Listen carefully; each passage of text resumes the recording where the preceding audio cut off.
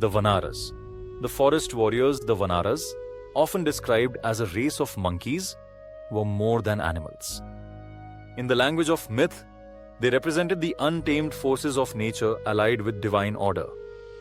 Their leader, Sugriva, was a king in exile, betrayed by his brother Vali, a warrior of unmatched strength.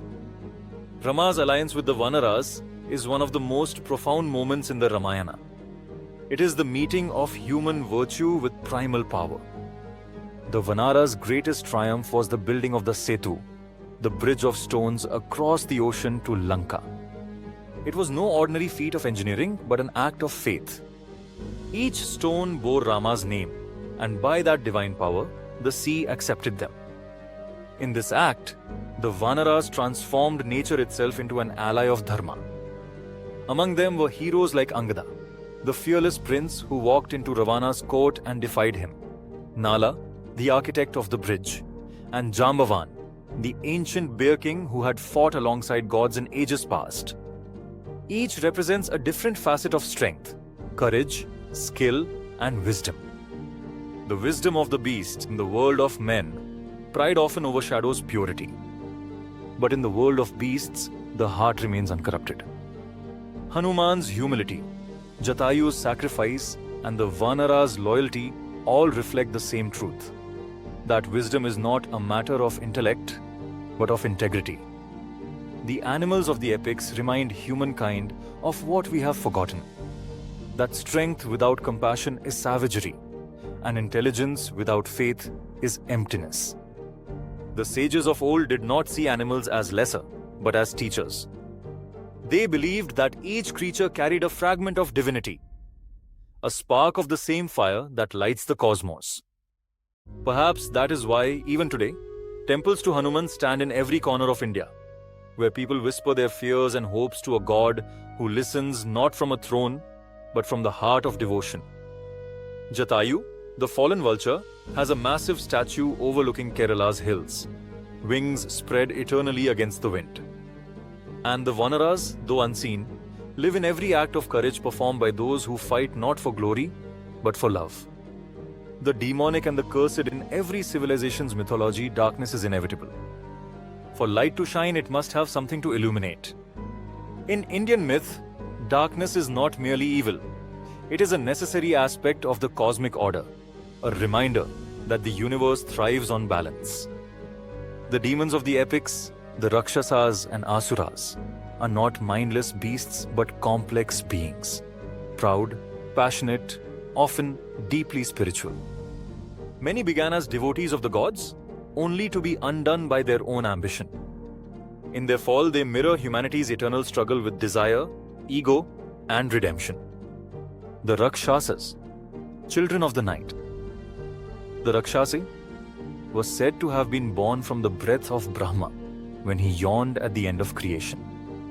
From that sigh of fatigue arose beings of hunger and fury, creatures who devoured flesh and reveled in chaos. Yet, within their monstrous forms burned an intense fire of will. Among them, none is more famous than Ravana, the 10-headed king of Lanka. To call him a demon alone would be unjust, for Ravana was also a scholar, a musician, and a devotee of Shiva. His 10 heads symbolized his mastery over the 10 directions, a mind so vast that it could not be contained in a single form. He studied the Vedas, performed severe penances, and earned boons that made him nearly invincible. But knowledge without humility is perilous. Ravana's pride grew with his power, and he saw himself as equal to the gods. His abduction of Sita, born of arrogance, not lust, was the act that sealed his fate. Yet even in defeat, Rama did not curse him.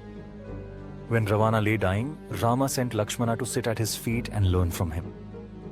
"A dying man has no reason to lie," Rama said, and Ravana's wisdom is unmatched. In that single act, myth turns its mirror back to us. Even the so-called demon can be a teacher. Other Rakshasas too are not merely villains. Vibhishana, Ravana's brother, stands as proof that righteousness can bloom even in the house of darkness. When his brother's pride blinded him, Vibhishana chose the path of dharma and joined Rama, For this, he was crowned king of Lanka after the war, a sign that virtue transcends birth and blood. The Rakshasas thus embody the eternal lesson of the Ramayana, that good and evil are not races or species, but choices. The Asuras, the fallen gods. If the Rakshasas are the embodiment of chaos, the Asuras represent rebellion, the eternal tension between the spiritual and the material. In the earliest Vedic hymns, Asuras were not demons at all. They were divine beings, powerful and wise, who later fell from grace due to their arrogance. In many ways, they are the mirror image of the Devas, two halves of the same cosmic family. Among the greatest of them was Mahishasura, the buffalo demon. His strength was unmatched, and his austerities earned him boons from the gods. Yet, when he conquered heaven, his tyranny threw the cosmos into despair. It was then that the goddess Durga was born, a being of combined divine energies, radiant with fury and compassion. For 9 nights she fought Mahishasura, her lion's roar shaking the mountains. On the 10th, she slew him, not out of hatred, but to restore balance. The festival of Durga Puja still celebrates that victory, not as a triumph of one species over another, but of harmony over hubris. Another Asura, Bhasmasura, achieved a boon from Shiva that allowed him to burn anyone he touched. Drunk with power, he tried to test it on Shiva himself. To escape, Shiva transformed into a dancer, and Vishnu, in the form of Mohini, appeared to distract the demon. Enchanted, Bhasmasura joined her dance. When she placed her hand on her head, he imitated her and was consumed by his own boon. The moral gleams through the myth: power without wisdom is self-destruction. Perhaps the most poignant Asura of all is Prahlada. Though born to the demon king Hiranyakashipu, he was a devotee of Vishnu from childhood. When his father demanded that he renounce his faith, Prahlada refused. Furious, Hiranyakashipu mocked him. "Where is your Vishnu now?" And from a pillar, Vishnu emerged, not as god or man, but as Narasimha, the half-lion, half-human incarnation. He tore the tyrant apart, fulfilling the boon that no man or beast, inside or outside, by day or by night, could kill him. Thus, the Asura line gave birth to its own destruction and to its own redemption through Prahlada's faith. The Asuras are, in essence, not villains but metaphors, symbols of ego, ambition, and desire. They remind humankind that the path to divinity is not a war against darkness, but an integration of it. The Pisachas and Vitalas, spirits of the shadow. The Pisachas are said to be born of the darkness of the mind, the embodiment of malice, greed, and unspoken desire. They wander the night, possessing the living, whispering madness into their ears. Yet even these beings can be appeased. In ancient rituals, offerings of food and fire were made to them, not out of worship, but to acknowledge their place in the cosmic order.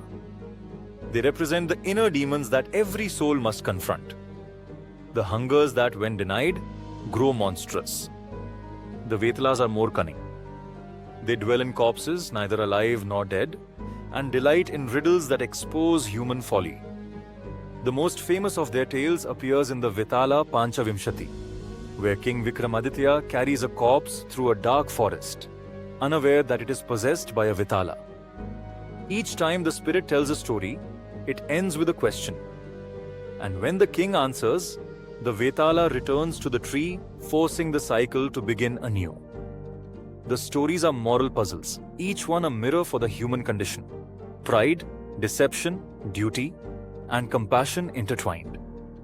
The moral of the monstrous, what makes Indian mythology distinct, is its compassion, even for monsters. The gods battle demons not to annihilate them, but to restore harmony.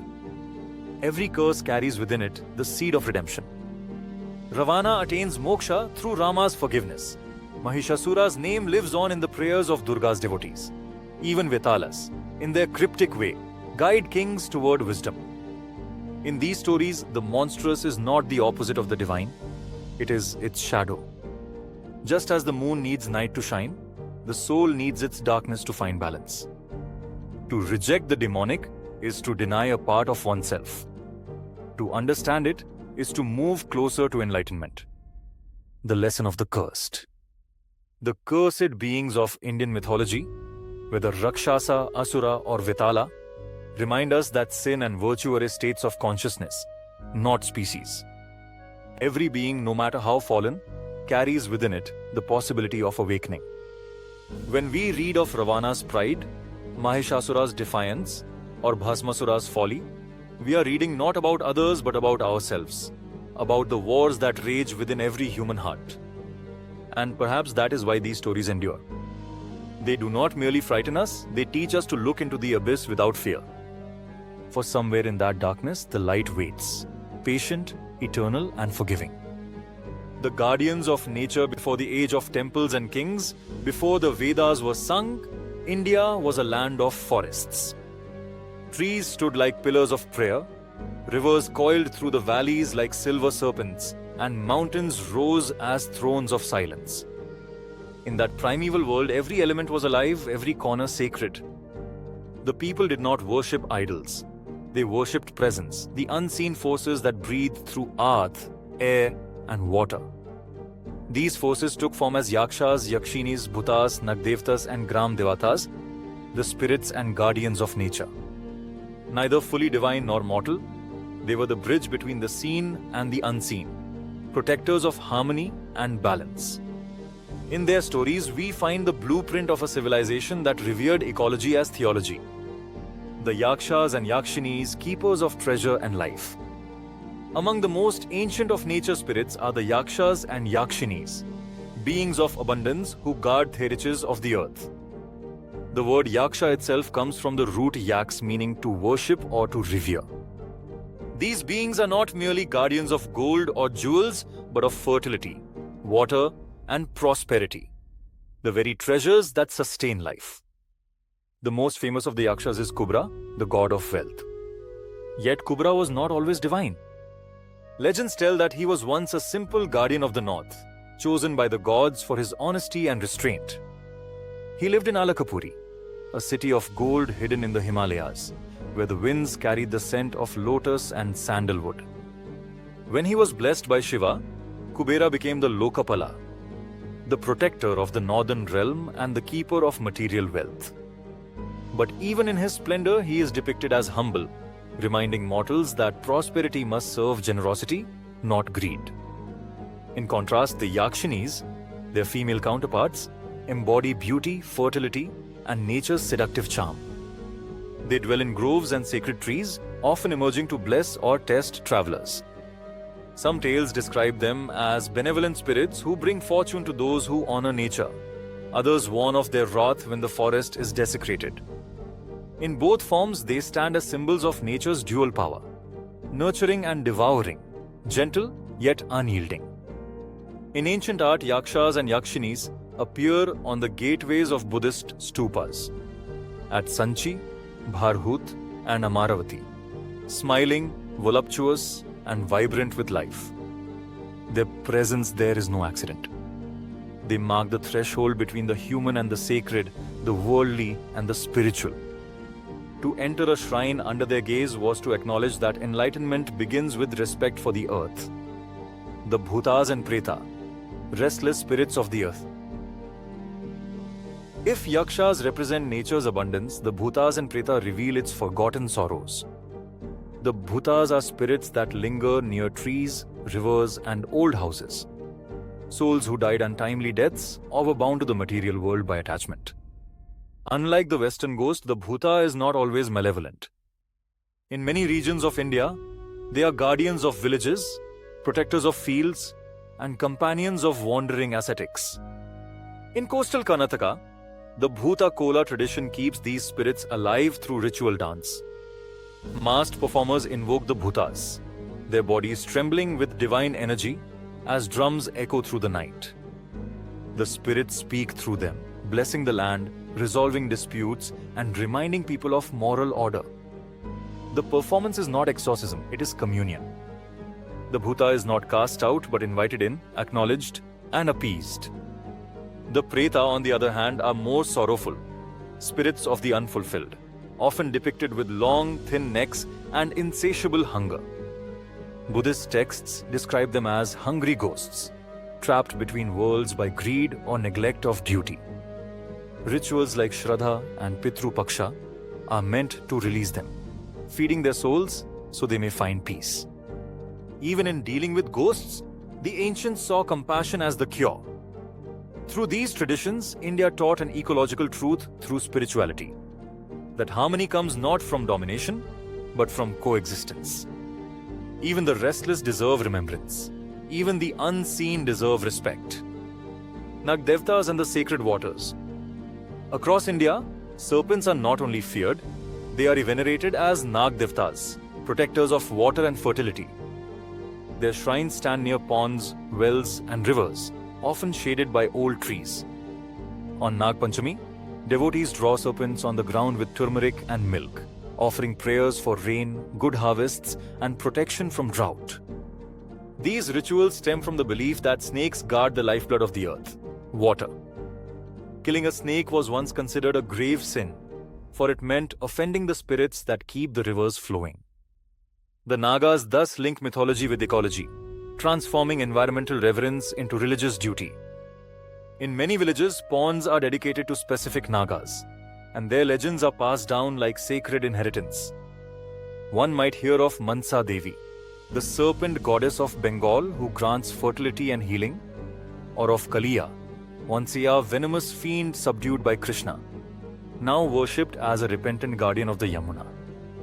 These tales remind communities that nature, once angered, can also forgive, if treated with reverence. The Gram Devatas, the village guardians. Beyond the grand deities of the Puranas, the heart of India beats in its villages. And every village has its guardian spirit. These are the Gram Devatas, deities of crossroads, fields, and boundaries. They take countless forms: a stone under a tree, a mound of earth, a mask hung on a wall. To outsiders, they may seem humble, but to the people they protect, they are the living pulse of divinity. Some Gram Devatas are fierce, like Mariama of South India, who guards against disease. Others, like Khandoba of Maharashtra, are warrior gods who defend the land from evil. What unites them is their intimacy with place. They are not distant cosmic forces but immediate presences, the soul of a village made visible. Through these deities, Indian folklore preserves an ancient environmental wisdom that divinity is local. Every place has its spirit, and to protect that spirit is to protect the land itself. In bowing before a stone under a tree, one bows before the earth that sustains all life.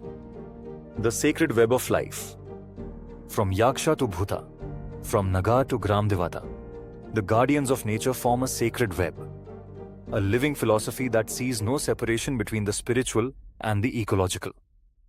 In modern terms, one might call it environmentalism. In ancient India, it was simply dharma. The ancients knew what modern man often forgets, that to harm nature is to wound the divine. Every tree felled without prayer, every river polluted without remorse, tears the delicate thread that binds heaven and earth.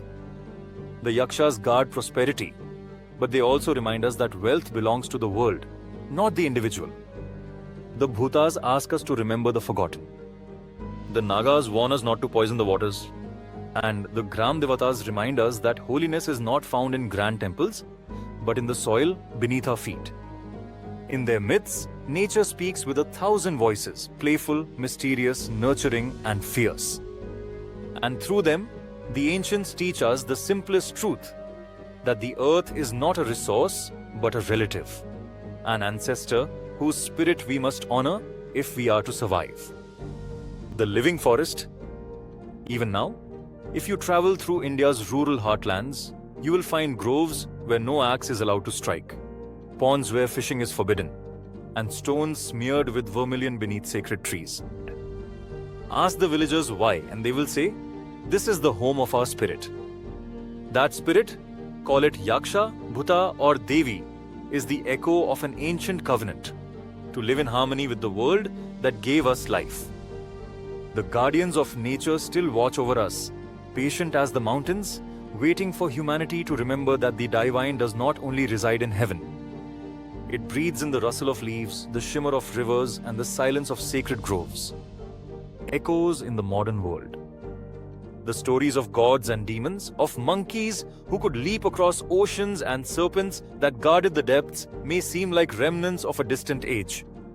But they never truly faded. In India, myth is not trapped in scripture. It walks in the streets, hums in lullabies, and flickers on screens. It evolves, taking new forms while whispering the same timeless truths. Even as cities rose where forests once stood and temples gave way to skyscrapers, the old creatures of legend learned to live within modern minds.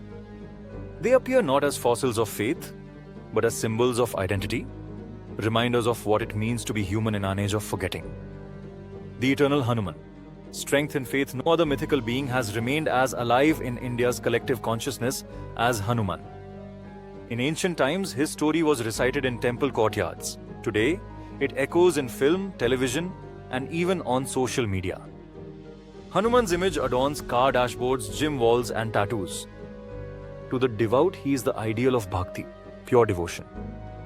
To the modern youth, he is the symbol of indomitable strength and fearlessness. His chant, Jai Bajrangbali, still reverberates in the air during festivals and processions, its rhythm both prayer and war cry. Animated films, comic books like Amar Chitra Katha, and shows such as The Legend of Hanuman have reimagined him as both superhero and sage. Yet what endures is not the spectacle of his power, but the serenity of his service. Even in a digital age, where speed and self-promotion dominate, Hanuman reminds people of humility, the strength that kneels before love. Ravana and the rise of the anti-hero Ravana, once the archetype of evil, has found new life in modern reinterpretations. Playwrights, filmmakers, and authors have begun to see in him not a villain, but a tragic figure, brilliant, devout, and flawed by pride. In certain regions, especially in South India and Sri Lanka, Ravana is even worshipped as a scholar king, the epitome of Shiva's devotion. Modern literature often re-examines his story from his own perspective, exploring what it means to fall not because of wickedness, but because of human complexity. The burning of his effigy each year during Dussehra is both ritual and reflection, the destruction of arrogance, but also a reminder of its persistence in every generation. For each time we see Ravana burn, we are asked, what part of him lives within us? The Nagas and the ecological awakening. In an age of environmental crisis, the serpent guardians, the Nagas, have re-emerged as emblems of ecological consciousness. Ancient festivals like Nag Panchami have found renewed meaning among conservationists and spiritual ecologists who see the serpent as the symbol of the Earth's living energy, coiled, patient, and potent. In the northeast, Naga tribes still weave serpent motifs into their art, while in other regions, the legend of Manasa Devi continues to teach reverence for rivers and forests. The myth of Kaliya, subdued by Krishna, has even inspired environmental parables about pollution and renewal. Through these retellings, mythology becomes activism, reminding people that protecting nature is not a new invention, but a return to sacred memory. The Vitala, the ghost, and the mirror. In modern storytelling, ghosts and ghouls may have taken the form of horror cinema, but their roots trace back to the Vitalas and Pisachas of ancient lore. Films, web series, and novels continue to explore these archetypes, restless spirits, cursed souls, and haunted spaces, but often with deeper psychological meaning. In Indian horror, the supernatural is rarely senseless terror. It is moral reckoning. The ghost returns not for vengeance alone, but for closure, for justice denied. This reflects the same moral compass that shaped the ancient Vitala tales, where every story was a test of truth. Even the modern fascination with haunted places, the Bhoot Bangla, the cremation ground, the haunted tree, carries echoes of the ancient world's respect for the unseen. The fear of ghosts is never simply fear of death. It is fear of imbalance, of what happens when duty is left undone. Festivals, living myths in India. Mythology does not need revival because it is never forgotten, it is performed. Every festival is a retelling, every ritual a continuation of the ancient story. During Navaratri, when Durga's victory over Mahishasura is celebrated, entire cities transform into theatres of light and devotion. When lamps glow on Diwali, they do more than mark Rama's return. They reaffirm the triumph of Dharma over darkness. When serpents are fed milk on Nag Panchami, or when masked dancers invoke the bhutas on the coasts of Karnataka, it is not nostalgia. It is participation in a story still being told. In these moments, the distance between past and present collapses. The myths breathe again, not as fiction, but as living acts of faith and remembrance. The myth within us, as perhaps the most profound echo of mythology in the modern world, is internal. For though we no longer see Rakshasas in forests or Yakshas at crossroads, we still meet them within ourselves. The epic wars have moved inward. The Kurukshetra of conscience, the Lanka of ego, the forest of confusion where our better selves are tested. Hanuman's leap becomes the courage to overcome doubt. Ravana's fall becomes the price of unchecked pride. The Yaksha's question in the Mahabharata, "What is the greatest wonder?" still rings true when we marvel at life and forget death. In every human choice between selfishness and service, between destruction and compassion, the old myths replay themselves. They were never about gods alone, they were about us. The immortal pulse of story. In an age of technology where virtual worlds and artificial intelligence redefine imagination, one might ask, why do we still need myths? The answer is simple, because myths are not just stories we tell. They are stories that tell us who we are. They give shape to chaos, purpose to suffering, and continuity to existence. They remind us that our lives too are threads in an ancient tapestry, woven by fear, faith, and wonder. The mythical creatures of India, Garuda, Hanuman, Naga, Yaksha, Rakshasa, continue to live because they speak the language of the eternal. They remind us that divinity can wear any face, human, animal, or monstrous, and that the journey from ignorance to illumination is the same for all. When a child listens wide-eyed to the story of Krishna subduing Kaliya, or when a filmmaker reimagines Ravana in digital fire, or when a farmer prays to the serpent beneath his field, myth comes alive again. It evolves, but it never dies. For it lives not in books, but in hearts. The circle unbroken. And so, as the sun sets over modern India, its skyline glittering with the light of screens and stars alike, one can still feel the breath of myth moving through the land.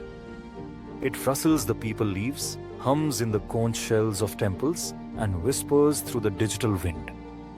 The ancient creatures still watch, not from heavens or forests, but from within us. They wait in the moments when courage falters, when pride blinds, when compassion stirs.